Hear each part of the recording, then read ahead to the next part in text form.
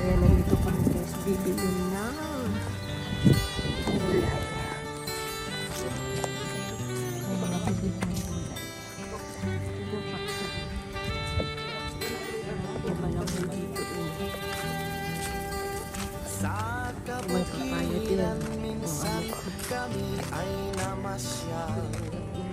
Kasama ko ang aking barkada. Sa isang kubo doon kami ay lugar. Sa ano? Saka dyan sa transport.